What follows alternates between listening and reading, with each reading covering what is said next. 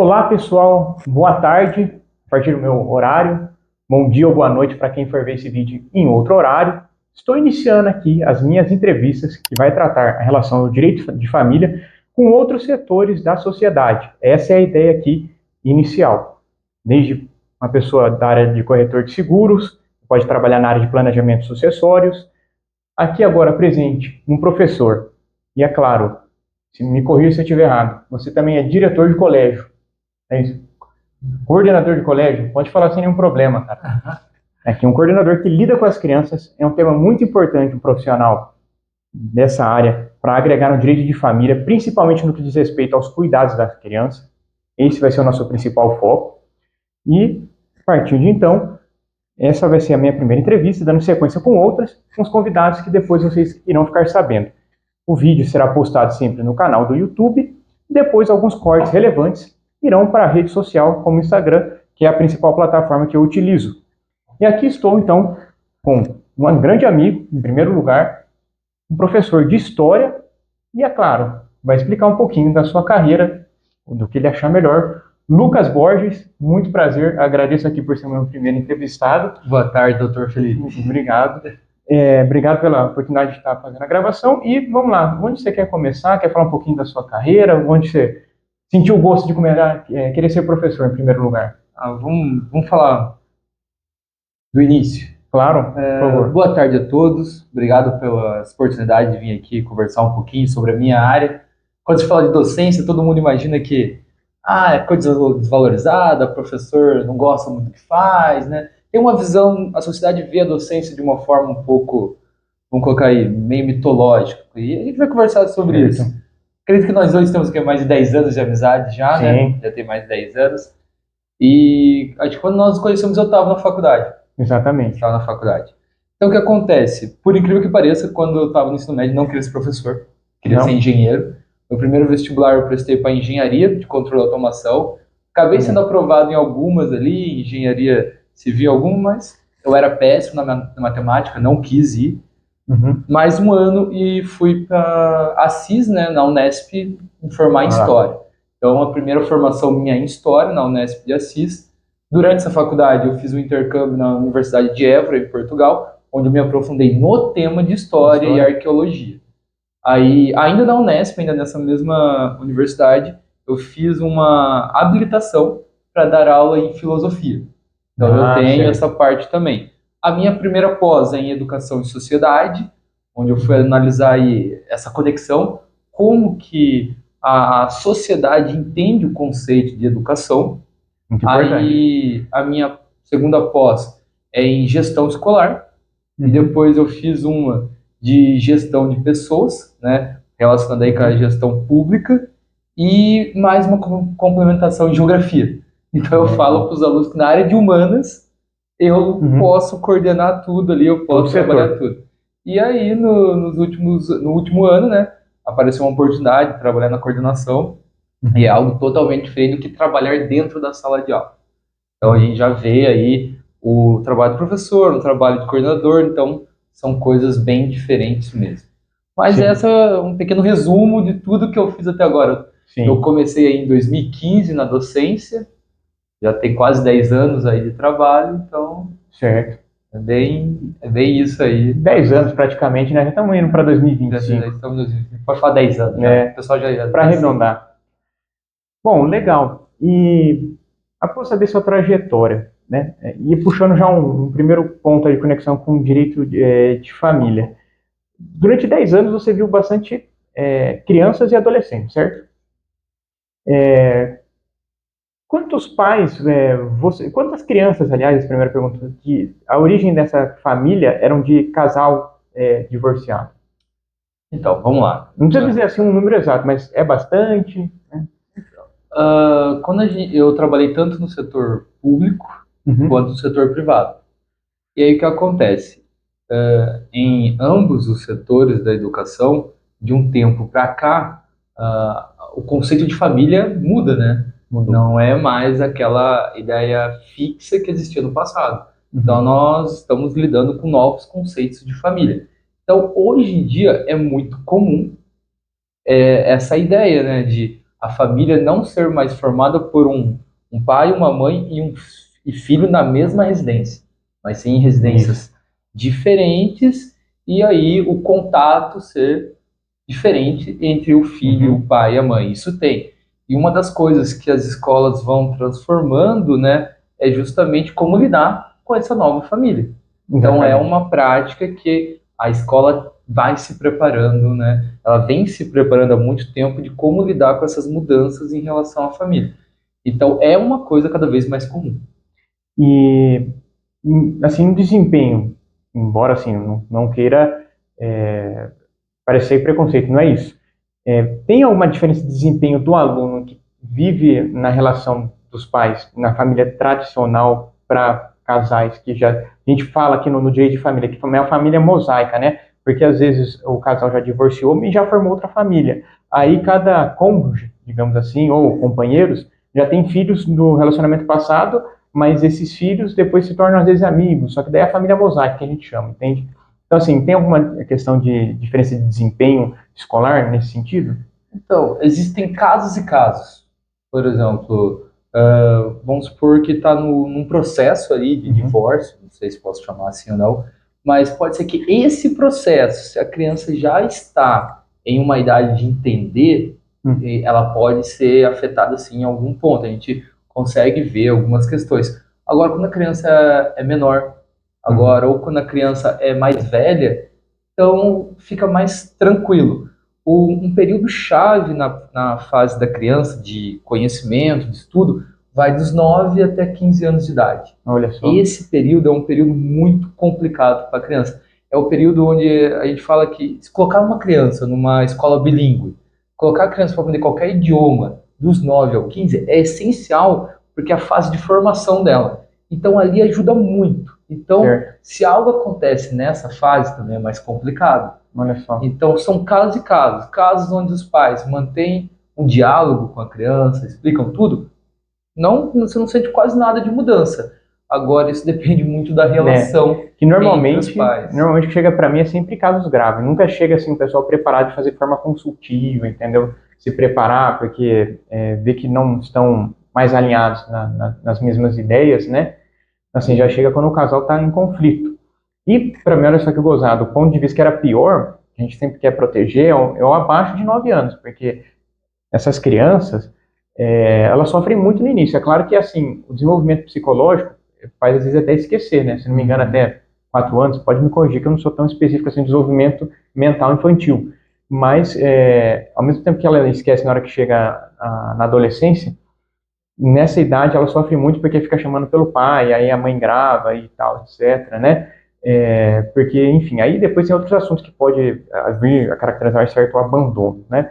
Mas não é esse ponto que eu quero partir, assim, para pelo menos saber como afeta, né? Então a idade aí já é uma idade diferente que a gente se preocupa, porque mesmo sendo adolescente isso pode acontecer. É que o entendimento é diferente entre os 9 e os 15 anos. Né? Como você falou, quanto mais nova for a criança, mais ela pode vivenciar coisas e depois ela vai interiorizar isso. Pode ter um reflexo mais para frente? Pode. Mas ali para a escola, essa fase é mais, vamos dizer assim, mais complicada. É onde ela vai levar coisas, ela vai exteriorizar coisas mais ali no ambiente escolar. Então, se tiver um processo, como você falou que chega para você, mais aí conflituoso, é ali que nós vamos sentir isso. Mas algumas coisas, por exemplo, uma criança, ela vai começar, vamos supor que nós temos uma criança que ela é extremamente comunicativa. Aí, de repente, ela começa a se fechar, entendeu? Então, mas aí é visível, né? É visível, você começa a ver que tem alguma coisa. Agora, e os que são introspectivos, que nem eu, né? Então, embora eu esteja gravando aqui, o pessoal não sabe de lado meu, né? A pessoa mais tímida, eu também sou tímido pra caramba aqui. Quando você tá na frente da sala de aula, você esquece, mas quando você sai, você vai. Mas as pessoas mais tímidas, mais introspectivas, elas acabam, por exemplo, se fechando mais. Então é mais difícil ainda você chegar até elas para conseguir esse feedback, entender o que está acontecendo. E tem que lembrar sempre que as pessoas mudam, né, de uma para outra. Então cada um tem o seu momento. E com a criança tem que ter o momento dela também. Então é uma questão muito pessoal. Mas, por exemplo, se um pai ou uma mãe está passando um processo desse, quer ver se está afetando o filho ou a filha, é observar comportamentos do dia a dia. Hoje em dia nós temos redes sociais, nós temos celular. O filho está cada vez mais ali, ele está querendo ficar cada vez mais naquele ambiente, no ambiente virtual. Vai dar uma analisada, vai conversar com a criança. Então, essa é a questão. Se os pais, né, quiserem observar, é uma questão importante. Sim, e é claro, né? Não, pode terminar. O comportamento de jogos, se a criança gosta muito de jogar, qual tipo de jogo ela está jogando, entendeu? Pode representar isso. E só aquela pergunta que o pessoal gosta de saber da escola. Se a criança ou adolescente passa por isso e afeta as notas dela, a escola vai dar uma mãozinha para às vezes passar de ano ou não? Então, isso aí é uma questão, tipo assim, as escolas, né, elas sempre pensam no melhor para a criança, faz parte da pedagogia isso. É que muitas vezes, às vezes a criança, a nota não é a falta de conhecimento. Sim. Mas imagina assim, se eu sou uma criança e meus pais ali, eles estão passando por um processo desse. A mente de uma criança ela ainda é muito limitada, não é que nem um adulto, é uma mente complexa, formada, ela está se formando ali. Então ela pensa, poxa, meus pais estão distantes, eu preciso dar um jeito de uni-los. O que eu faço? Eu chamo a atenção de algum jeito. Então eu parar de estudar, minha nota cai, o que acontece? Meus pais precisam ver aqui. Então, o papel da escola numa situação dessa é intervir ali e explicar muitas vezes, porque até falei isso ultimamente, nenhum pai é perfeito e a maior parte dos pais, eles estão pela primeira vez seguindo esse caminho. Todo mundo vai errar, nenhum filho vai alcançar a perfeição também. Então, o papel da escola, eu acredito nas escolas, né, que passam essa visão, é justamente de guiar.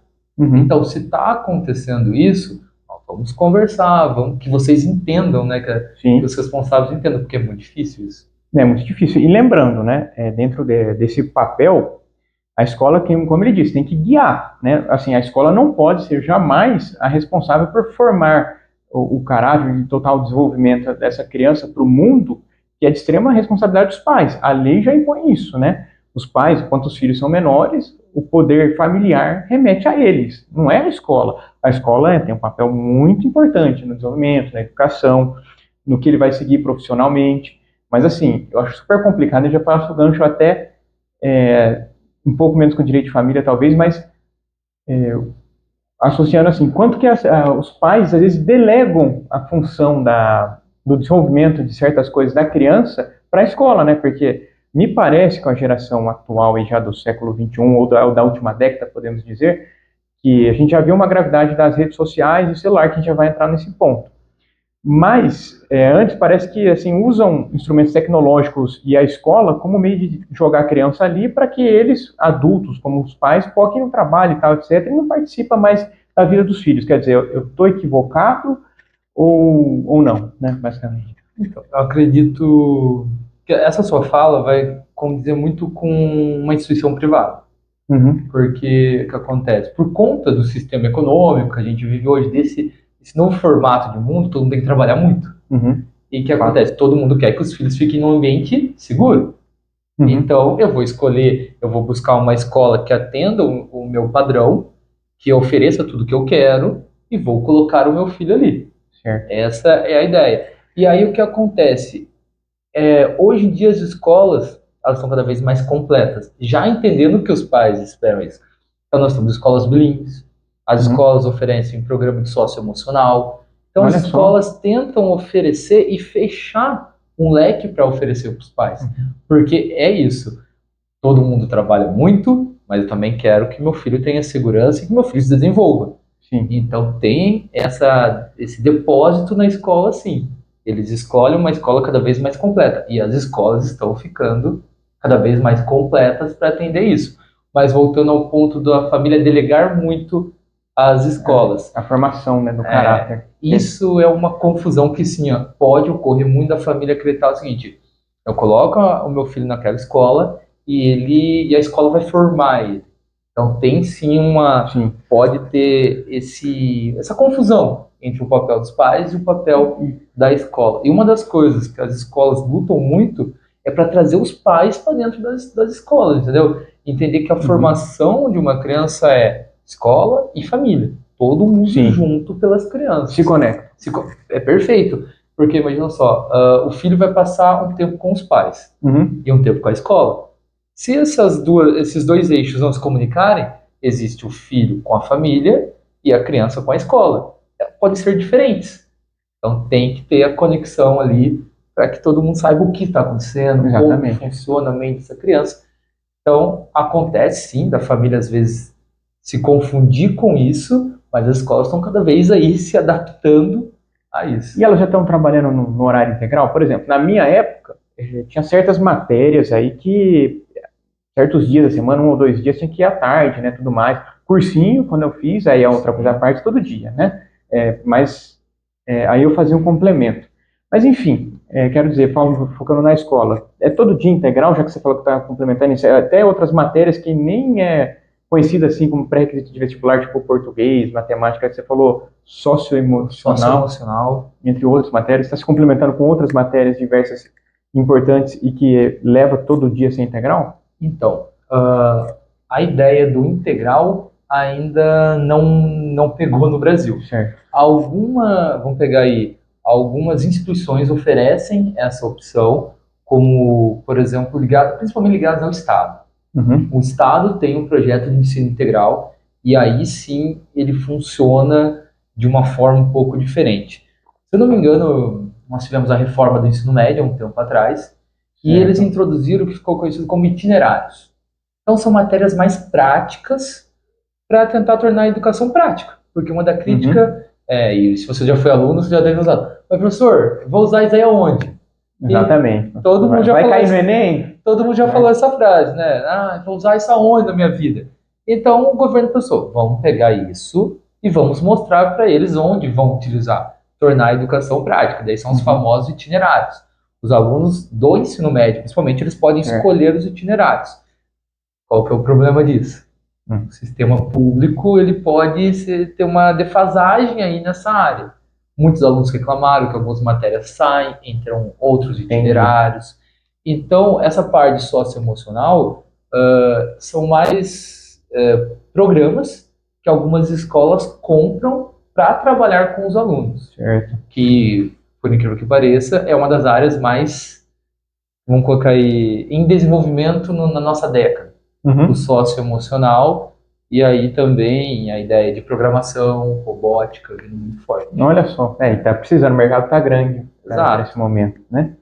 Bacana. Bom, e aí, sabendo então, pontos assim, da escola está se desenvolvendo, os pais procurando lugares seguros, como disse, a conclusão da ideia anterior, que eu vou recapitulando para o pessoal, às vezes se perde, que não tem mais diferença, então, portanto, se a família é do estilo tradicional, onde os pais mantêm um casamento ou uma união estável, que também é muito comum hoje em dia, sem, às vezes, se romper essa relação, ou com casais aí que sejam divorciados, ou até forma uma família mosaica, que é recompor uma nova família, e aí aquele pai ou aquela mãe já tem filhos de outro relacionamento, aí conhece os filhos de cada um.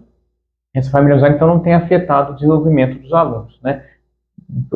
Salvo exceções, mas assim, exceção a gente vai ter em vários assuntos, né? E que a escola está também cumprindo o seu papel, né? Aí sempre vai ter um desafio, pelo visto, de como concluir o desenvolvimento tanto da criança ou às vezes do caráter dela, né? Entre os pais e a escola, porque a escola em si, no papel educacional, ela cumpre sua função. Não, com certeza. É que hoje em dia a escola, além desse papel educacional, ela carrega outros papéis também, né?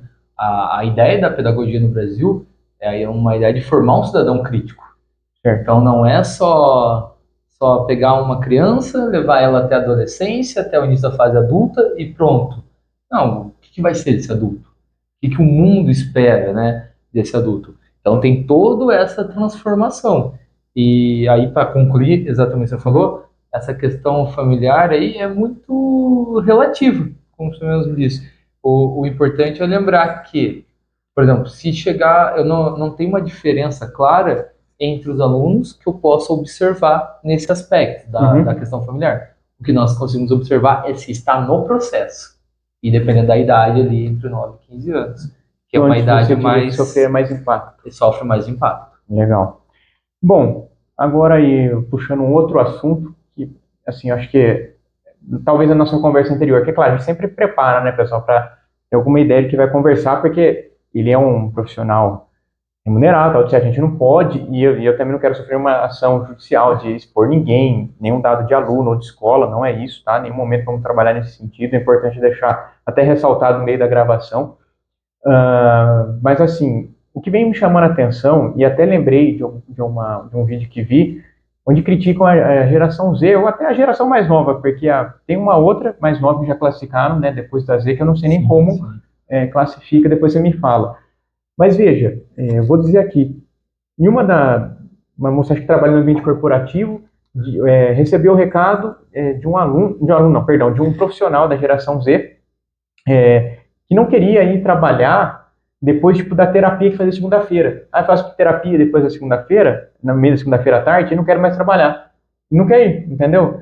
Então, tipo assim, veja, tá muito complicado o assunto e delicado de ler, porque a gente precisa também dessa demanda de força de trabalho, o pessoal que precisa se desenvolver, até para ser o pessoal que vai sustentar a nossa aposentadoria, em tese, né? Mas a gente tem um conflito muito grande, a gente sabe, com essa geração mais nova.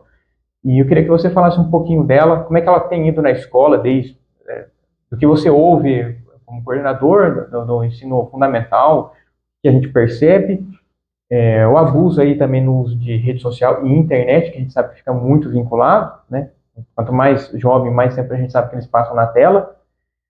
E, bom, enfim, aí depois a gente desenvolve as perguntas aí com o Andar. Bom, acho que vamos começar determinando as gerações, Claro. porque hoje em dia você vai na internet, o pessoal fala, é millennium, é boomer, é Z, então todo mundo fica perdido. E os anos também, cada um fala uma certa faixa Exato. de ano que eu não sei, né? Você vai buscar aí uma fonte, eles começam A gente é millennial, né? os anos.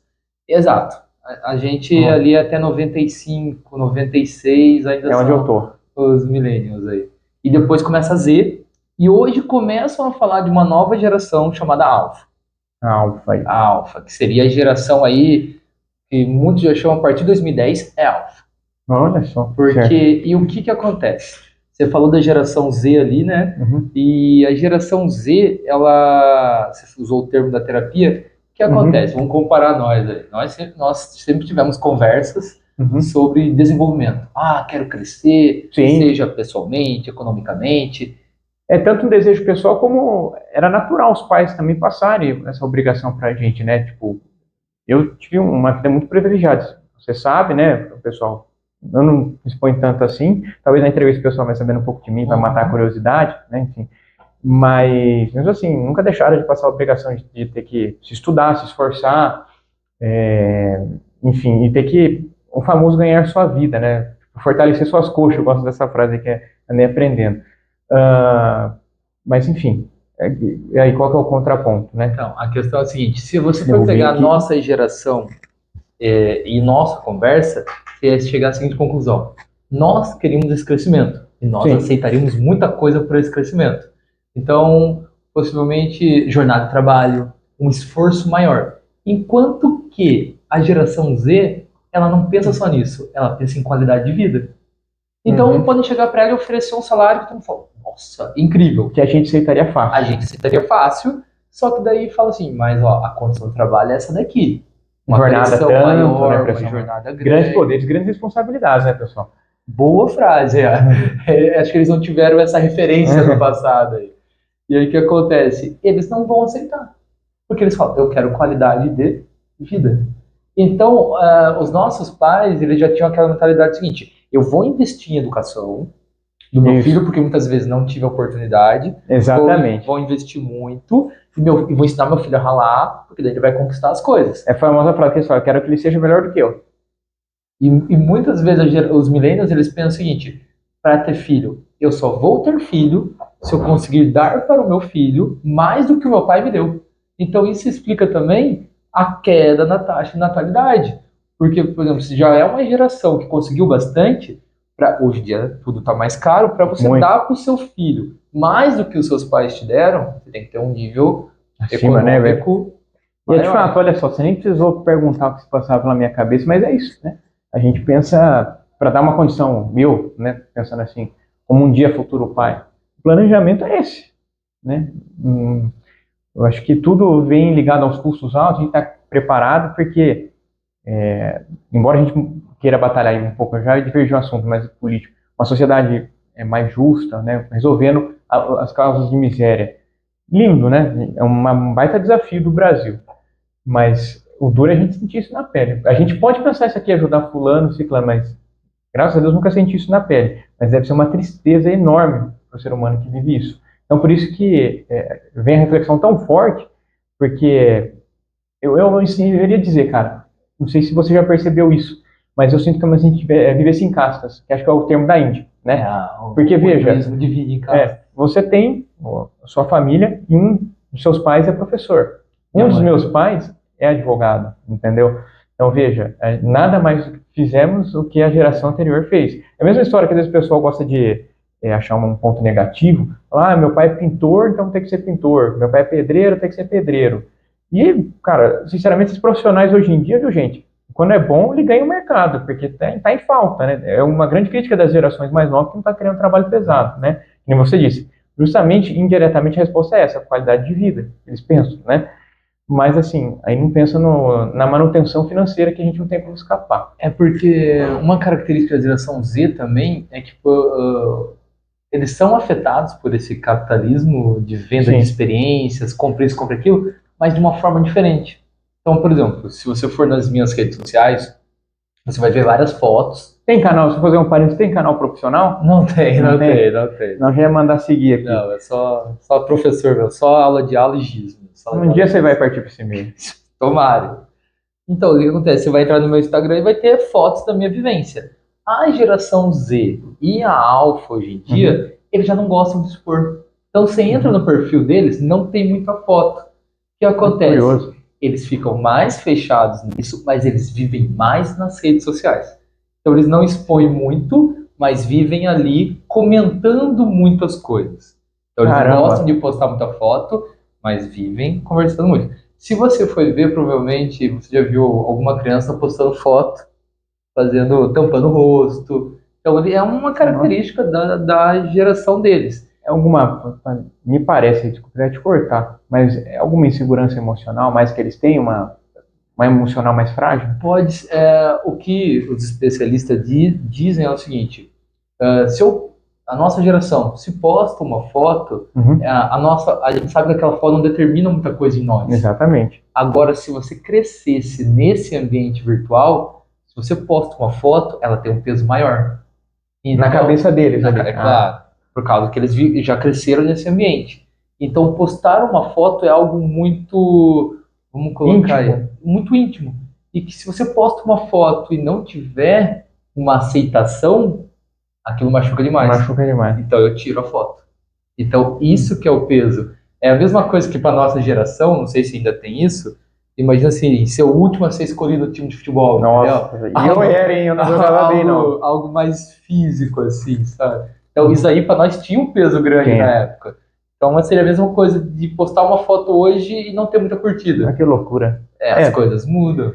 Porque o ideal é a gente também pensar aí, se colocando no lugar desse pessoal, né? Não é só ficar criticando aí, né? E aí, tipo, pedir para eles evoluírem. Que é, de certa forma, quando eu ouvi a crítica, né? Tudo bem, às vezes é engraçado, o pessoal põe senso de humor, quando eu te falei dessa menina que não queria trabalhar depois de fazer a terapia. Mas, de certa forma, acho que o ideal é entender eles e, de certa forma, se adaptar para que todas as relações educacionais, profissionais aí de emprego, encaixe eles, né? E certamente a gente vai ter que dar voz a eles, porque eles vão ser meu futuro cliente, entendeu? Você um dia mais velho, e eles também, e um dia eles vão passar por certos problemas, né? A gente tem que entender como se comunicar com cada geração. Então, por exemplo, é claro que entre nós, da mesma geração, é mais fácil. Agora, como você vai se comunicar com uma pessoa da geração Z ali? Por exemplo, como que eu tento convencer um aluno da geração Z a ir prestar um vestibular e fazer uma faculdade? E como vai ser quando essa geração alfa estiver ali? Então eu tenho que entender, todo mundo, né, que trabalha nessa área tem que dizer assim, como funciona a mentalidade? O que eu tenho que fazer para atrair? Então não é só, por exemplo, se você fizer uma faculdade, você vai ter um sucesso. Ele sabe que isso também é meio relativo hoje em dia. Então eu tenho que explicar para eles que a faculdade não é só uma faculdade, é uma vivência. Sim. Então você tem que mudar a forma de se comunicar com essa geração. Uma coisa que eu brinco muito é com os meus pais, que eu sempre gostei de jogar videogame. Uhum. E meus pais Sempre quiseram te cortar. podavam o videogame. Aconteceu comigo. Daí eu falo, pô, pai, hoje se você tivesse investido lá atrás, eu podia ser um jogador oficial. Profissional. E dá dinheiro hoje em dia, entende? Sim. Então, é claro que tem que ser limitado o acesso ao jogo, tudo, dependendo da idade, de acordo com alguns especialistas, mas é uma mudança. Então, não existia essa profissão no passado, Não mas existia. existe agora. Isso aí acho que cresceu até por causa da pandemia, né? Na pandemia, tem canais especializados em transmitir só jogos eletrônicos, então... É o Twitch. É isso, né? Twitch, exato. Já estou comunicando com a geração Z aí. É isso. A gíria deles mudam. Então é muito difícil essa comunicação. Mas assim, o bacana é, ela vem chamando atenção, e acho que assim, tudo que chama atenção vai trazer, de certa forma, se não um progresso, meio que uma revolução, porque da geração, sei lá, anterior, da Millennial, eu não sei qual que é, mas uma delas é o Boomer, Baby Boomer, né? Isso, são os Acho que seria nossos pais, mais ou menos. Exato. E a gente mantém uma linguagem de conexão legal com os Millennials, que seria de geração por geração. Agora, a Z vem chamando a atenção que a transformação é enorme, né? E a gente não pode nem falar o seguinte, é uma mudança drástica, mas é interessante porque, como você usou o exemplo da terapia, se a gente pegar os boomers, eles são uma geração chamada muito parecida, que eles vão comunicar lá, a geração silenciosa, que não reclamava dos problemas. O que eles fazem? Exatamente. Eu vou trabalhar, tem problema? Não tem problema, eu trabalho. Então é muito o pensamento deles. Agora, a geração Z, a alfa, já vem com uma mentalidade diferente, que é uma construção. Que é o quê? Não, eu vou resolver meus problemas, eu vou conversar, eu vou atrás de um profissional. Então, o que acontece? Essa mudança de mentalidade é importante. Só que para outra geração, eles têm um choque. Então, se eu vou conversar com meu avô e falar para o meu avô o seguinte, avô, eu acho que esse ano eu tô querendo trabalhar só meio período. Meu avô fala assim, ô louco, vai ficar rico? Né? Porque se é jovem, aproveita e ganha dinheiro enquanto é jovem, racha de trabalhar. E te vem da ideia da concepção biológica, da condição nossa, né? Porque mais novo, dá para dar mais um gás. Mas, putz, até fugiu o que eu ia falar, um pouco aí. Eu lembrei até que ia falar da terapia, porque veja, esse pessoal, se você fala que é terapia, acho que é louco, né? Exato. Entendeu? Tem um enorme preconceito, uma visão, né, preconceituosa sobre a ideia de terapia. Mas, enfim, você chegou a mencionar algum ponto a mais da geração Z? Mas eu vou fazer já o corte aí para ver se eu retomo. Eu queria pegar o gancho, mas não queria te cortar. Mas uma coisa que eu queria falar é do uso de telas. Tanto no meio da aula, quanto que isso atrapalha, né? Não só você como professor que é autoridade na sala, mas para o ponto assim, de perceber do desenvolvimento deles, que você acaba analisando, de certa forma, com as provas, trabalhos, enfim, né? A conexão da aula para com os trabalhos deles, de certa forma, no ano. Então, assim, primeira pergunta, quanto eles têm usado as redes sociais e se usam muito?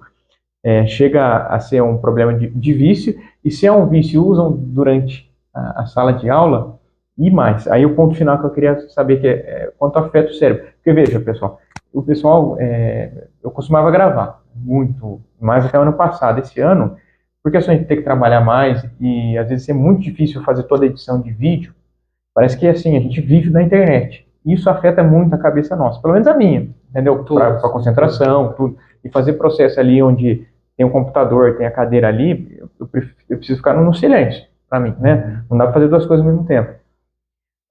E veja, se isso me afeta, eu queria saber quanto que isso afeta a cabeça de um jovem. Às vezes, que nem você falou, fazendo um gancho lá dos 9 aos 15 anos, que é uma idade fundamental, quanto que isso atrapalha ou ajuda a desenvolver daí um ser humano, no geral.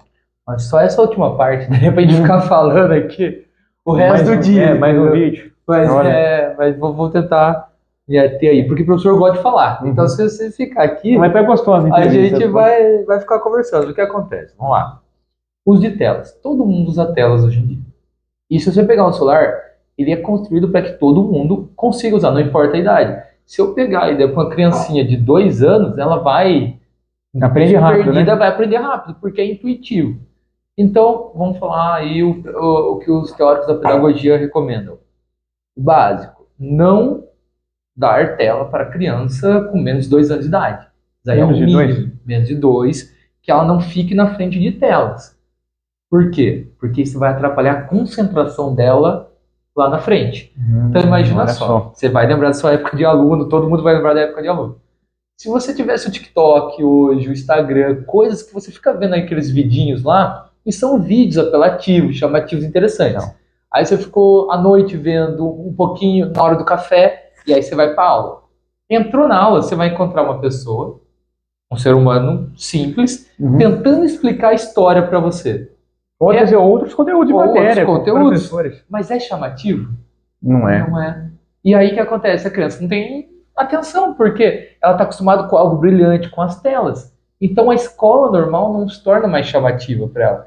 Tanto que daí, se você for na internet, você vai ver vários vídeos de professores buscando táticas diferentes, que é o quê?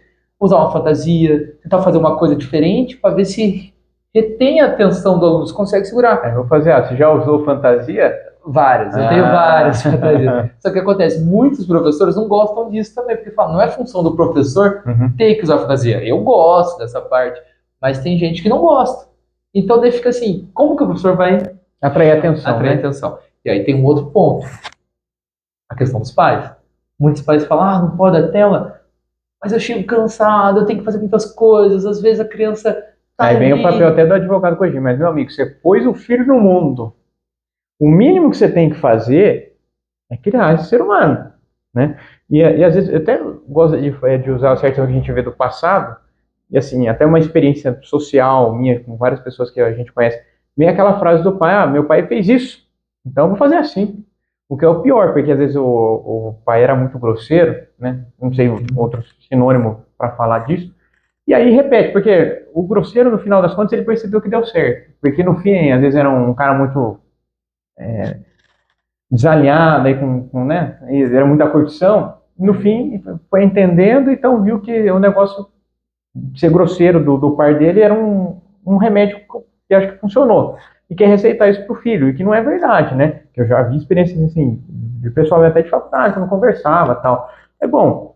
Então a ideia é fazer alguma coisa melhor, né? Isso que você falou é o que o Pierre Bourdieu chama de hábitos. Olha O que só, você vê no ambiente familiar vira nosso reflexo. vira nosso reflexo.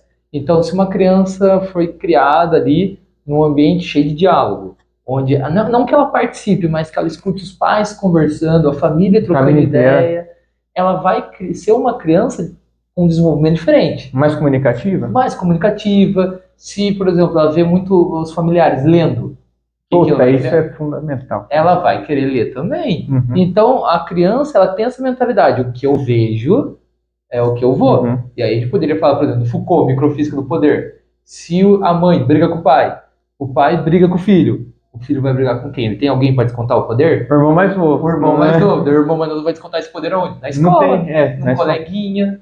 Ou você pode ver que Nossa, então teria alguma correlação nesse sentido de um irmão mais novo querer cometer bullying com um colega da sala de aula por causa disso? Poderia, porque ele não tem ninguém para descontar esse Explica poder. algumas coisas, mas não posso nomear aqui nem nada, mas tudo bem. Ele não tem ninguém para exercer o poder. Uhum. Então você pode ver criancinhas, quando vão brincar com bonecos, ela imita a voz da mãe ou do pai. Você fez errado. Por quê? A Olha exercer só. o poder. Aí ele chega e não tem ninguém. Tenta exercer no cachorro. Cachorro é um ser ali que talvez não vai seguir. Aí vai chegar na escola e vai tentar exercer o poder em alguém também. Então a família é um núcleo importante nesse desenvolvimento. Os pais têm responsabilidade, que nem a gente vem falando que não tem paciência, mas tem que ter paciência para cuidar do filho. Tudo bem, muitas das vezes a gente sabe que não é planejado, que partiram para exercer essa responsabilidade e construir no meio do caos o melhor para esses filhos. Exato. Mas assim, aí recomendação técnica mais jurídica não é nem uma consulta, né, para não parecer isso, mas uma recomendação diante das leis. Você tem responsabilidade por eles, então é sua obrigação cuidar até o desenvolvimento rígido, que falam nos termos, mas é até a maioridade. Muitas das vezes o pessoal confunde aí dos 18 anos, né? E na verdade não, principalmente já quando tem o divórcio, né? Esse cuidado vai até, na verdade, a formação da graduação, né? Até concluir no caso, desde receber pensão alimentícia, né? Então não corta, e então automaticamente penso eu que todo o sinônimo da teoria do direito de família em relação aos filhos, tudo bem, perde o poder familiar, porque já é maior de idade. Então assim, comete um crime, lá tem 20 anos, né? Vai responder criminalmente, mas acho que vai demonstrando aí, de certa forma, a importância que tem esses laços até o desenvolvimento da graduação. pelo menos hoje em dia, quando você compara, eu fui ver até uns pequenos artigos que tem na área de família, o Chile e alguns países da América Latina já estendem aí para 27 ou 28 anos. Olha só que loucura. Eu já não sei se isso é tão saudável quanto parece. É que eu acho que eles vêm Mas, se adaptando à ideia da geração neném também, né? Que eles chamam de jovens vai neném. chegar nessa Aquele também, né? pessoal que nem trabalha nem estuda. Ouvi falar que tem pesquisa que tratou do tema e fez um comparativo que aumentou. E eu não sei quantos por cento, quanto que era antes, nem nada, mas vem falando que o número de, Não, talvez jovens ou adultos, né, na geração nem, que nem estuda nem trabalha, isso que é o nem, tá? Aumentou. Então, você tem alguma informação a mais? Então, Números? a última pesquisa que eu vi é que o Brasil tinha bastante, né? Tinha uma Certo. taxa de mais de 20% de nenéns entre que eles vão chamar de jovens, adultos. Qual que seria a aí. idade? A faixa é entre os 18 e os 30 anos, principalmente. Que é uma faixa que, vamos pegar aí, era para ser uma população economicamente ativa, Uhum. já inserida no mercado de trabalho, e aí são jovens que nem estudam e nem trabalham. Eles fazem, tem alguma explicação daí? Tudo bem, às vezes pode ser que nem você falou, a qualidade de vida, né? Que daí não quer se desgastar no Não, trabalho, mas é diferente isso daí, porque aí é uma questão que ele fica na ideia dos pais. Muita gente pode enquadrar esses jovens no que aparece em livros, a ideia de síndrome do Peter Pan, a dificuldade do crescimento. Então, como tudo está muito caro e como tudo está muito Sim. frustrante, eu não quero me frustrar, eu não quero lidar se desafiar. com a fase adulta, porque a gente sabe que ser adulto Não é fácil, né? E eu acho até legal, viu, pessoal? Se algum jovem vê aí, o pessoal que seja da geração Z e tal, etc.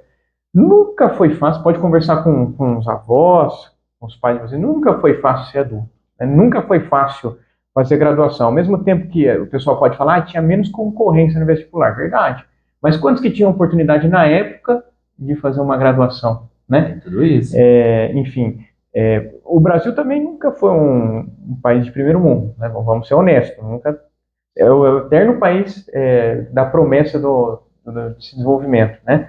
E eu ia chegar no ponto das moedas, a gente tem muita troca de moeda, etc. Então, tudo bem, tem coisas caras hoje, tem coisas que desmotivam, né? Enfim, interfere até na política, mas não é o nosso assunto.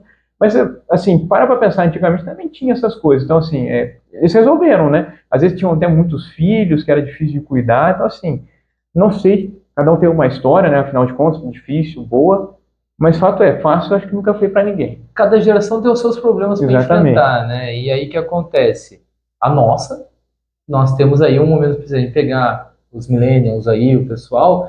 A crítica dos millennials não tivemos uma economia boa até agora para nós. Então, desde o momento que nós nos inserimos no mercado de trabalho até hoje, parece que a nossa economia brasileira não estabilizou bem. Tava boa na hora que a gente tava para sair ali, né? Na hora que a gente tava entrando numa faculdade, quase saindo da faculdade, parecia que a economia tava voando, de repente caiu e ela não voltou. Então, essa é uma crítica. Qual será a crítica que a geração Z vai enfrentar quando realmente entrar, né? O alfa. Então, cada geração aí tem as suas questões. Uhum. O grande problema do neném, ou dessa ideia de uma síndrome de Peter Pan, é você não querer ir, você querer ficar no espaço. Nessa geração neném aí, nessa geração, essas pessoas, né, no geral, tem dados para falar da renda? Porque, veja, eu acho que assim, quem teria poder para fazer isso, no mínimo tem uma boa capacidade econômica, a família, né? Entendeu? Porque, assim, modesta parte, não é uma crítica a nenhuma classe. Mas quem não tem dinheiro, né, não tem essa opção. Ah, não vou trabalhar, não vou estudar. Isso é uma verdade, né? Que não tem essa ideia do neném, não tem como falar o seguinte, uma família da classe baixa. Uhum. Será que ela tem a opção de ter um jovem neném? Tem nem opção do que vai fazer, às vezes, né? Não tem nem opção do que vai fazer, porque muitas vezes, como eu falei lá no início, eu trabalhei já no sistema público, até no sistema privado, tem jovens que têm essa ânsia de querer trabalhar. Então não vê a ideia de conseguir um trabalho de meio período, muitos já querem conseguir o próprio dinheiro para administrar. Só que também tem um outro perfil de jovens que não querem, porque já não tem uma interação social bem desenvolvida por conta do ambiente virtual e porque não quer se frustrar também. Então, a nossa geração ainda conversou muito. Nós tivemos muitos encontros na adolescência, Nossa, todo mundo como isso foi muito conversava. importante. Tem até outro podcast que eu ia falar, mas sim, isso foi fundamental. Eu vivia um ambiente de família grande, então sempre conversei com muitos parentes, tinha festa na casa sempre de alguém. Quase com certeza todo mês eu tinha aniversário de algum parente, né? Mas aí mudando, assim, de certa forma, como é que foi diminuindo a união, porque primeiro morre aquele elo, tipo, os bisavós, mas morreu, vai perdendo elo, vai enfraquecendo, né? Então foi natural também. Uma coisa que, vou dar um exemplo aqui, sobre essa ideia que a gente está falando, de perder a interação. Quando eu cheguei aqui para você, eu não toquei o interfone, eu liguei Uhum. para você. Isso é uma característica muito importante dessa nova geração. Eles têm muito medo de ligação Tem e de uma dessa parte, atender, né? e atender interfone, essas coisas. Sim. Eles ficam meio assim, com atender uma E ligação, você está uma sendo atingido por interação. eles, é isso? Hã? Está sendo Eu já afetado tô, por eles? você tá ali no público ali, ó, o que acontece? Já fiquei tímido de tocar o interfone, Não, ó. imagina. E mais assim, provavelmente se o meu irmão ver isso aqui nesse tempo que tá na gravação, ele é mais novo, né? Temos aí diferença basicamente quase 10 anos. E ele chega nesse ponto, né? E, assim, vieram fortes críticas quando a gente ficava em casa e tudo mais, que ele não atendia telefone. Ele estava lá, dava até preocupação, porque às vezes meus pais queriam ligar e eu não estava lá, ele não atendia. Nossa senhora, como Isso era difícil. acontece, isso acontece. E aí, vamos voltando aí para o tema que a gente estava falando de telas, falando, né? Que é Tanto difícil luz, não né? dar as telas para uma criança também, porque querendo ou não acalma a criança. É, Se você der a tela, ela vai ficar um tempo calma. mas assim, é seguro, aí vou fazer uma parte, mas é seguro mesmo que até 2 anos não tem que usar, não tem que ser talvez até para 4. Então, é que até 2 anos ali não vai atrapalhar tanto vamos pegar aí, a concentração. Certo. Até depois disso, você tem que sempre mediar o uso. Então, antes de 2 anos, não dê porque é muita interação para o cérebro da criança. Ela já vai crescer naquela ansiedade das luzes piscando. Então, imagina só que você vai deixar seu filho ficar vendo um vídeo. Se Certo. você deixar ele ali, é como se o cérebro dele já acostumasse com uma discoteca. Olha quanta interação, o cérebro já vai crescendo assim. Até porque eles também não conseguem ler, né? Entender direito. Tem Então que é só ser- coisa que vai ser no som, né? Exato, e é algo Imagem. muito chamativo. Se você pegar as coisas, quanto mais infantil você, para a parte infantil você vai, mais chamativa ela é, as cores, tudo. Por quê? Para fixar. Então, vai dando tela aos poucos. Agora, o problema da tela chega a partir dos 9 aos 15 anos, que aí é um problema mais grave. Até, vamos falar o seguinte, que deixar um adolescente não só ter telas, né? Mas o perigo da tela reside nas redes sociais.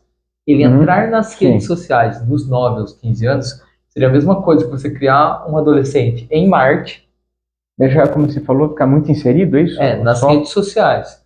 Ele está lá, criado em Marte, e depois trazer para a Terra para viver aqui. Então, você está criando um adolescente num mundo, e depois você vai obrigar ele a viver em outro mundo. Então, deixar um adolescente ter redes sociais dos 9 aos 15 anos, é extremamente nocivo. Se não me engano, foi a Austrália que, nos últimos tempos, proibiu rede social para menores de 16 anos. Como faz? Mas assim, Para proibir? exatamente, de perguntar, como é que fizer essa proibição? Quer dizer, permite o uso de internet, mas corta daí pela identidade da... Então, E outra, dá para simular, né, que é maior de idade no cadastro, né? essa é uma questão. Todo mundo que vai criar uma conta em rede social, você tem mais de 18 anos, a pessoa Eu coloca acho que lá no nosso idade. tempo era isso, né? Tem, é isso no nosso A gente tempo. não dá. A gente não Não pode falar. adiantava nada. Eu não vou falar qual rede social que eu comecei aqui, que vai da sua idade, mas MSN, Orkut, era tudo isso daí, não era feito para criança, mas os adolescentes usavam. Então essa é a fase mais nociva possível. E o caso muda de menino para menina. Por exemplo, uma menina que vive nas redes sociais dos 9 aos 15, ela vai ter uma questão mais introspectiva. Então uma coisa Certo. mais julgadora. A ideia é a seguinte, eu vou ver foto de outras pessoas, eu vou assimilar um padrão de beleza, tá? E aí, essa questão que é importante. Enquanto que os meninos, eles têm as redes sociais, mas são redes diferentes, Discord, uma rede de jogos, e aí eles são mais extrovertidos, né? Acontece que eles ficam mais raivosos, uma ideia de maior Os violência. meninos ficaram mais raivosos que as meninas. Isso, essa é a ideia. Então a menina fica mais introspectiva, mais para dentro, por conta do julgamento da sociedade, um padrão de beleza. É também o desenvolvimento biológico dele, né? No caso, o menino desenvolve mais rápido, a gente sabe disso, né? Mais rápido. E o menino, ele, por conta que ele não fica tanto nessas redes de exposição, que são a exposição de fotos, mas fica nessa rede de comunicação de jogos, tudo, ele fica mais violento, mais agressivo. Isso são questões que podem Reflete, ocorrer. assim, de agredir colegas em sala de aula, ou o jeito que te responde? Então, isso também muda também do quanto tempo Uhum. um adolescente vai ficar em rede social. Falar que não vai ter, pode acontecer. Porque os jogos, quanto mais você fica exposto a ele, mais ele pode agravar uma situação. Então, imagina que um adolescente ele foi lá e jogou 15 partidas de um jogo online e perdeu 15 vezes. Nossa, Ele vai vai ficar ficar feliz com maluco. isso? Não vai ficar feliz. Ele A vai, gente não fica. a raiva ele vai descontar em alguém, como nós não ficamos, entendeu? Se eu for jogar É, uma partida de qualquer coisa, eu perder tudo, também eu vou ficar com raiva. Só que nós somos né? adultos Não e desconta nós ninguém, né? sabemos que não devemos descontar em ninguém. Um adolescente, ele vai descontar em alguém a Uhum. frustração dele. Então, por isso que a tela é complicada nesse Certo. momento. E no desenvolvimento ali de resultados, a gente sabe, como você disse, né? Não reflete todo o conhecimento que eles têm quando tem que fazer uma prova, trabalho, etc. Mas como é que está sendo o resultado deles? Ainda mais que quem tem mais, você percebe que tem mais tempo de tela, né? Então, hoje em dia, o que a gente sente nos adolescentes é uma dificuldade maior de concentração. Quanto mais tempo eles passam no celular, mais dificuldade eles têm em leitura e interpretação. E, por exemplo, eles reclamam muito do Enem. Porque a minha área de Uhum. coordenação, principalmente, é o pré-vestibular, o cursinho Certo, olha pré-vestibular. só. E aí o que acontece? Eles reclamam muito do tamanho de textos do Enem, tamanho de questões. Então, imagina só, se nós ficarmos o dia inteiro no celular, vendo um vídeo de 30, 40 segundos, que poucas vezes tem coisa Uhum. para ler, Atrapalha. a hora que eu chegar para ler um livro ou uma questão, eu vou conseguir focar aquele tempo? Não Não vai, eu vou. digo por experiência própria como isso me afeta, assim, eu não fico nem muito na rede social, mas às vezes quando eu fico, às vezes para responder cliente, às vezes também meu lado social e a página profissional. Às vezes é a dose suficiente para me perturbar a concentração para estudar para um concurso, às vezes, que eu quero, né? Assim, não com o objetivo de passar na prova, tá, pessoal? Adoro que faça. Às vezes é uma ideia de complemento. Mas, é assim, precisa de um estudo. E todo estudo também reverte no melhor desempenho profissional. Mas é difícil, cara. Assim, Difícil. eu já te relatei até por fora, como isso vem atrapalhando, né? Então, Eu comentei com você a última vez que a gente tinha se encontrado, a ideia que eu falei que eu não consegui memorizar um discurso que eu tinha que fazer, que eu sempre tive essa facilidade, mas agora não foi. né? E querendo ou não, por mais que a gente tente policiar, a gente fica nas redes A sociais, porque gente fica. elas são atrativas, né? Então Nossa vida. não tem o que fazer. Ali 10 minutos se torna uma hora facilmente, você não percebe. A ideia minha que a gente está gravando, ó, só para deixar registrado, pessoal, hoje é dia 23 de dezembro de 2024, né? Quase Natal. Mas Natal. Mas no nosso período de férias, né? Então a ideia é ficar também mais distante da tela, porque isso daí é demais. O período de férias é daquela Sim. aliviada. E o uso de tela dentro da sala de aula? Então, a maior parte das escolas que eu trabalho, elas Uhum. já não utilizam mais telas em sala de aula. A ideia é a seguinte: o aluno não pode ficar com o celular dentro da sala de aula.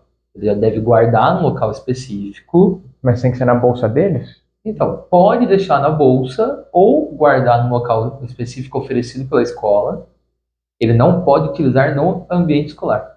Isso está valendo tanto para o público e privado ou Não, só não, no... então, as escolas privadas elas tinham mais liberdade para fazer isso antes, mas Uhum. agora foi aprovada uma lei, agora no finalzinho de dezembro, sobre a proibição de celulares se eu não me engano, no estado de São Paulo, é certeza, só não sei se ela vai valer de âmbito nacional. Daí a lei é Não. basicamente Sim. essa.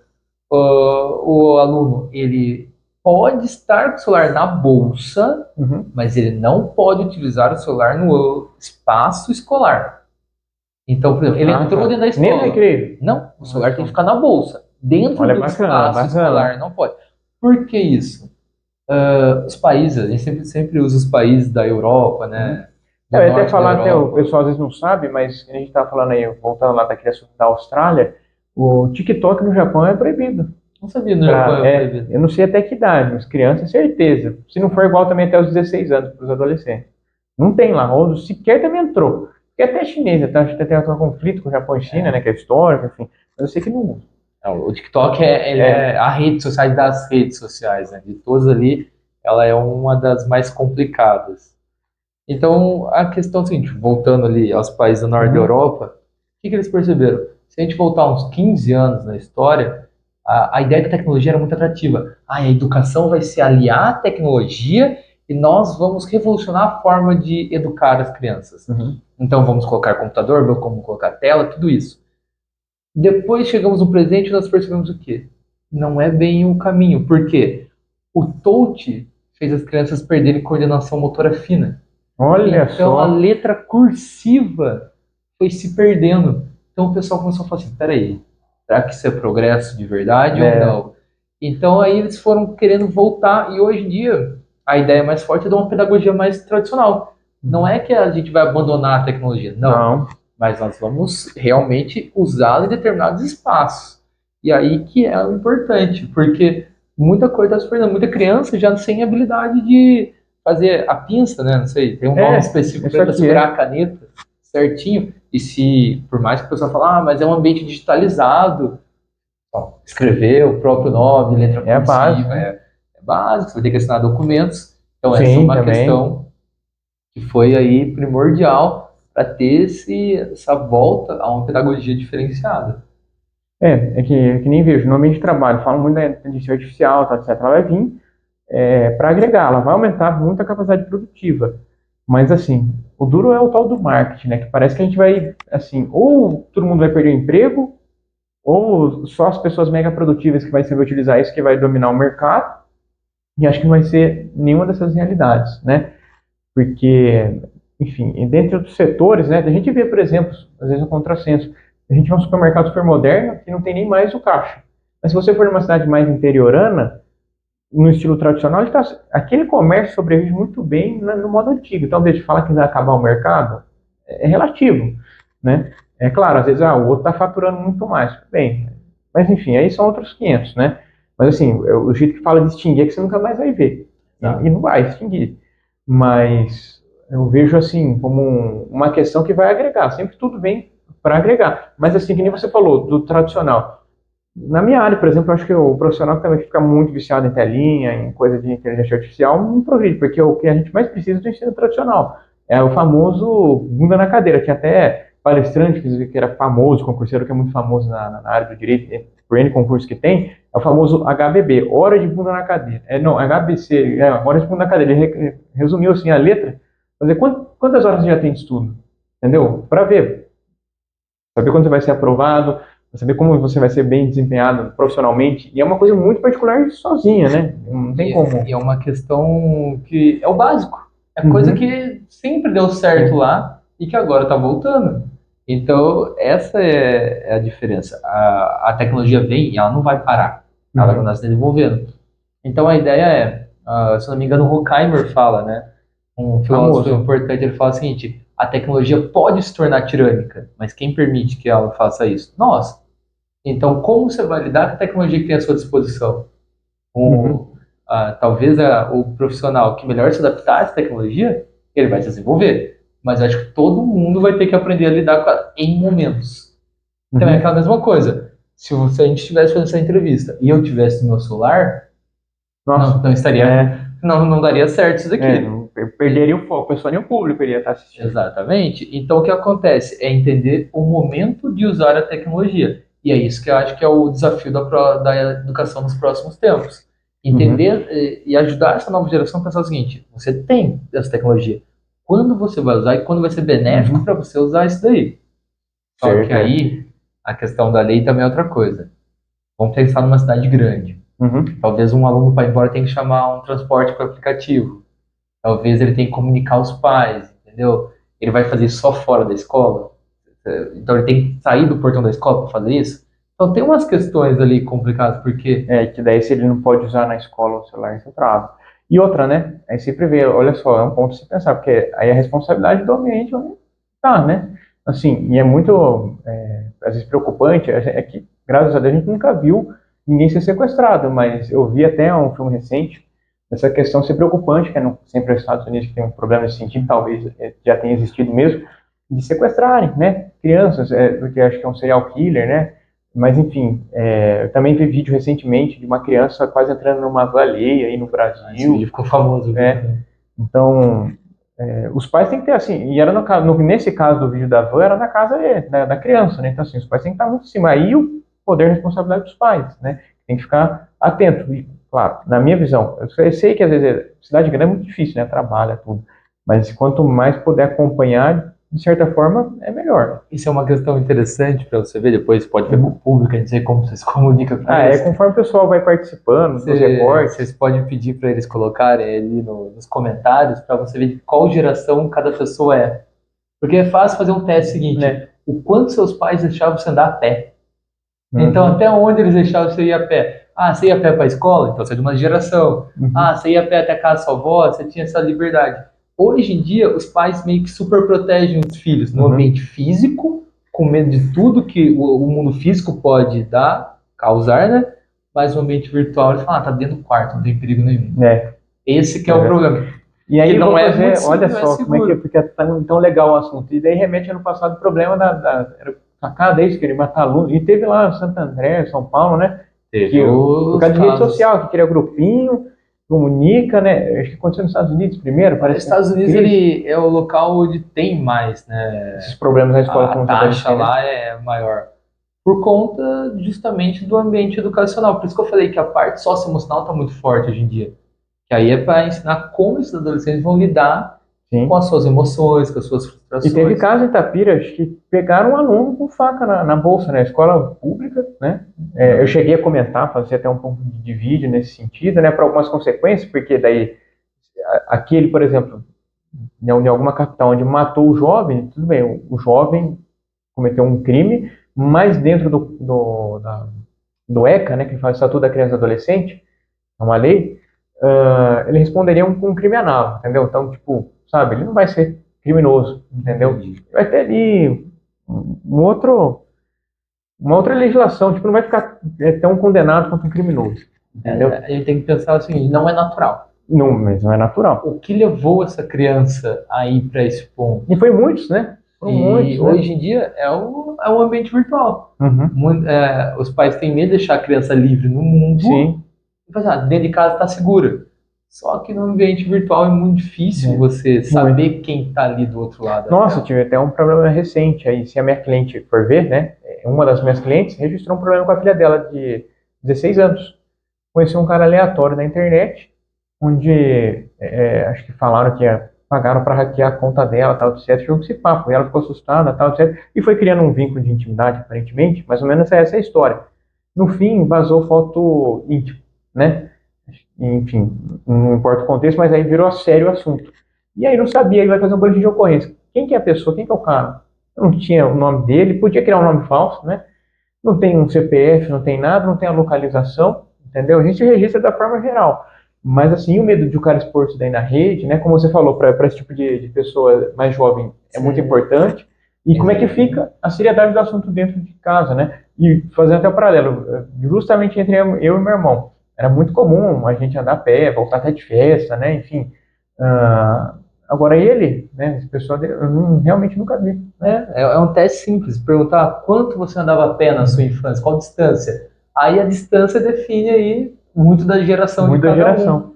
E meus pais, assim, sempre viveram a pé, né? Assim, eu já vi falando minha mãe, já fui pegar ônibus para sair daqui para ir para outra cidade do lado, de ônibus, porque tinha que ajudar o meu avô na questão de trabalho, então era normal, né? Brincar na rua. Meu pai chamava eu assoviando, então tinha essa questão. Isso que é diferente de geração para geração.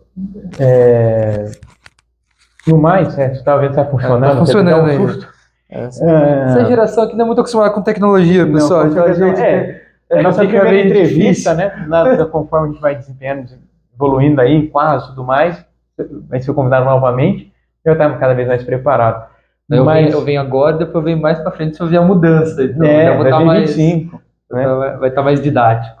Tomara, né? E, bom, aí o que eu estava fazendo na analogia, eu queria falar, agora eu lembrei, dos ensinos tradicionais. Olha só, você falou que os ensinos tradicionais tendem a voltar para um melhor desenvolvimento aí de todos os jovens, de forma educativa.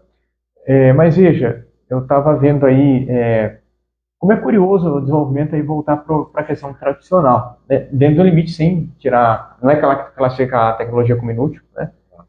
Mas eu ia falar assim, de certa forma, cara, desde um país desenvolvido, que nem você falou, até o nosso, como isso na geração, sabe, eu não tenho como explicar a teoria, mas como o tradicional parece que surtiu mais efeito, entende? Putz, eu ia até falar de um paralelo, história assim, até de família, né, que estava contando, conversando e tal, o assunto, mas me fugiu da cabeça. Mas vamos lá, vou tentar contextualizar. Ah, eles sabiam ter certas responsabilidades. Por exemplo, sabia que tinha que se divertir, sabia que também gostaria de ter qualidade de vida, etc. Mas veja, de certa forma, e às vezes não tinha nem tanto contato com os pais, né? Isso era um outro tipo de desenvolvimento com os pais, né? Mas souberam aí desviar de caminho, talvez se frustrando, talvez não, mas sempre lidando de uma forma até mais dura para a realidade, né? Tinha que trabalhar tal, etc.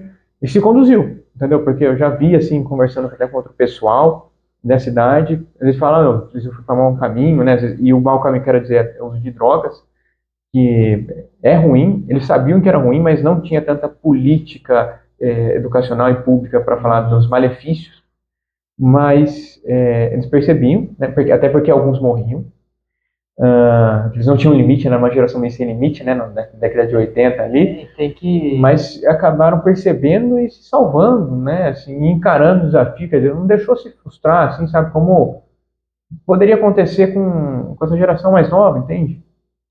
Tem que entender que hoje em dia tudo é mais visível também. Uhum. Então hoje em dia parece que tudo é mais.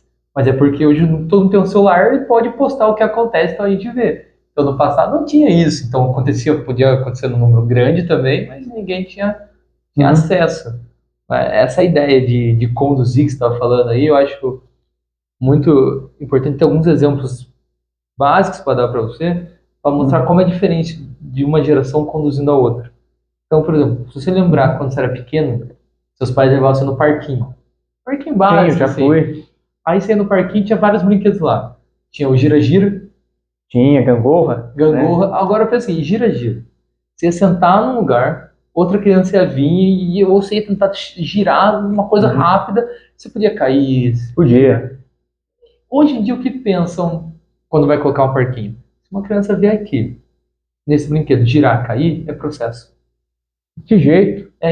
O pessoal tem medo desses brinquedos que Uhum. podem machucar. Só que isso para criança é bom. Nossa, é a forma de comunicar, É né? a forma de comunicar, é a forma de desenvolvimento. Então eles têm medo do que pode causar um machucado, Uhum. mas eles não pensam no desenvolvimento. Então, por exemplo, se a gente era criança, você não ia brincar sozinho no gira-gira, ia ter que brincar com É. você. E, Sozinho ninguém, nem ia ser divertido, né? exato. E hoje em dia, se você for no parquinho, como que são os parquinhos hoje em dia?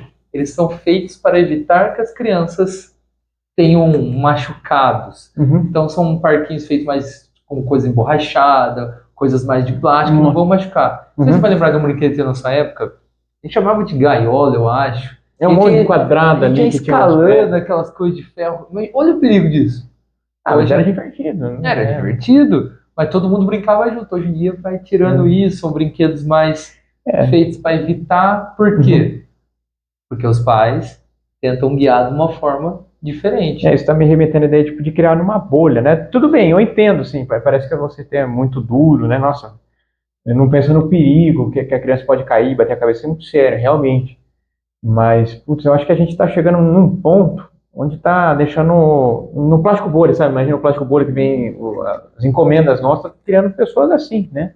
Mas E é. isso eu acho, eu acho nocivo, digamos assim, em termo técnico, E né? não é só isso, porque, por exemplo, se você for lembrar, o meu pai soltava no parquinho, Hum, meu pai não ficava ali em cima. Meu pai estava fazendo a coisa dele. Se eu caísse, me machucasse, vinha lá, ai, pai, machuquei. é. Daí ele cuidava. Aí vem o famoso metiolate. Aí vinha aquela coisa que era Gostoso. difícil.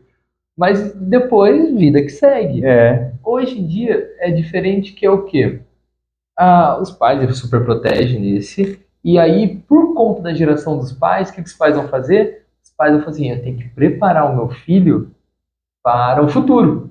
Uhum. Então é a nossa mentalidade geracional conduzindo a mentalidade geracional de uma criança. Então, por exemplo, eu vou colocar o meu filho em inglês, vou colocar meu filho em programação, vou colocar meu filho numa aula de balé, numa aula de tênis, numa aula de futebol. Eu começo a lotar A a agenda agenda dele. de uma criança.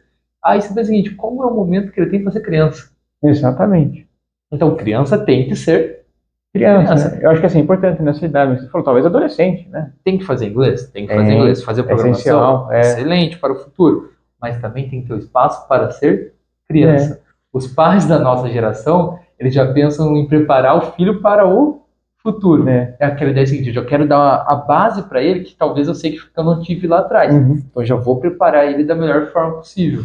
Mais uma vez, a gente talvez volte à base, né? Como uma coisa tradicional importante. Às vezes tem um senso de irresponsabilidade, talvez, para a gente até descontrair, né? Porque isso é importante até para o nosso dia a dia, né? O pessoal muitas vezes não sabe e tal, etc.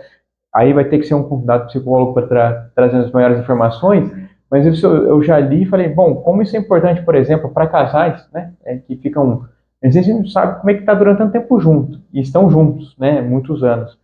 Mas é importante um dia da semana aí, sabe, ter tipo o dia dos amigos, tal, etc. Isso não é nenhuma indireta, né? Para você sair comigo aí, né? Mas assim, veja, para bons momentos no geral, tipo, ter tanto do trabalho, né? Que passam uma semana assim, que às vezes é importante os homens aí como fazer, sei lá, do futebol, né, enfim, Tem corrida, muito né? estabelecimento que é o Dia das Mulheres Aí, entendeu? Então, tipo, vem como uma válvula de escape, na verdade. Acho que esse agora é um termo correto, válvula de escape até para criança, ser criança, né? Mas assim, cara, a gente está durando muito aqui, sinal que rendeu, já estou olhando aqui o tempo. Agradeço desde já. Mas a gente vai ter que partir para o momento final. E deixar o próximo convite desde já para a gente tratar outras coisas aqui. Eu vi que você trouxe livros para você falar alguma coisa. Basicamente, Mas eu tenho aqui algumas perguntas depois, né? Pode falar. Fala foi baseada nisso aqui, né? É o que eu gosto de ler. Pode mostrar para o pessoal assim na tela, não, tudo só, mais para ver eu recomendo aqui, livro. O Cérebro Adolescente. Isso aqui é só mais para entender mesmo como funciona a mentalidade adolescente, por que faz o que faz, porque não é fácil a transição da fase infantil para a adolescência. E esse daqui que eu recomendo para todo pai, qualquer pessoa, que é a Geração Ansiosa. Esse livro aqui eu acho que foi um dos mais comentados de 2023 e 2024. Nossa, ele é incrível, é didático, é muito fácil entender a criança e o adolescente. Que geração ansiosa é o que ele chama a geração a partir de 2010, que viveu já nas redes sociais. Nas redes sociais, aí que dá uma ansiedade. É importante. E eu falei no início que permitir que o professor fale, cara. A gente gosta de falar. É sinal que rendeu e vai ser um conteúdo tremendo aí para o pessoal que der valor, né? Que bom. E assim, vamos lá. Primeira pergunta. Aí, é o seu critério responder. Já viu casos de aluno ter um conflito assim com o pai por causa da rede social que não deixa usar o aparelho, tal, etc. E chega até caso de agressão? Só o sim ou não, se quiser. De caso, assim, de agressão, vou falar que no passado já vi casos de agressão. Posso relatar um caso do sistema público quando eu estava lá, que não um caso de agressão, mas um caso de que os pais entendam o que acontece. Teve, acho que foi por volta de 2018, assim, que eu estava dando aula em escolas estaduais, e era uma sexta-feira, e uma aluna chegou para mim, eu estava dando aula, e ela ficou a aula inteira no celular. Eu falei, jovem, vamos prestar atenção na aula. Eu falei, por que você veio? Eu falei, Lucas, se eu ficar em casa, minha mãe obrigou a trabalhar. Então aqui eu posso vir. Para não fazer nada. Para ficar no celular, entendeu? Então, tem essa questão também aí. Alguns pais aí, eles têm essa dificuldade de lidar com os filhos por conta... Monitorar, né? Porque fica agressivo. Você proibir o filho ali, deixa ele agressivo. Olha só. Olha o perigo das redes sociais. Aí fica sempre a dica para monitorarem isso. E, falando um pouco de você, tudo bem. Você hoje, então, professor e tudo mais, trouxe excelentes resultados aqui. Pretende seguir nesse caminho até o fim? De docência? Olha, eu falo o seguinte, todo professor reclama muito.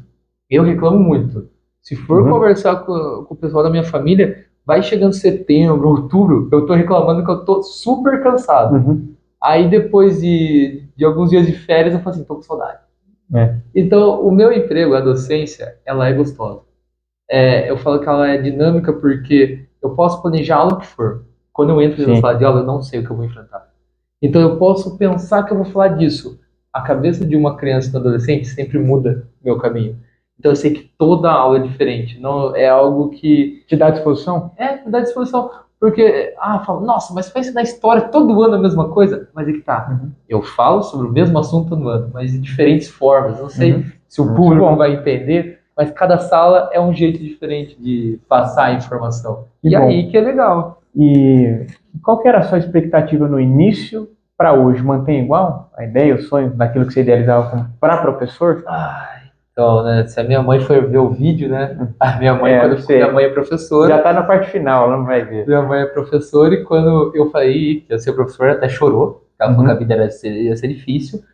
E a questão é que é o seguinte. Peraí, que eu até me perdi na pergunta.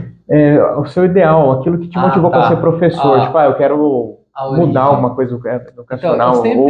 eu sempre tive uma pedagogia que eu queria ser mais emocional. Uhum, Desenvolver uma relação com os alunos. Que eu falei, certo. o aluno aprender, ele tem que ter uma relação comigo. Uma Uhum. relação afetiva. E isso não mudou. Então eu acredito muito nessa afetividade da pedagogia.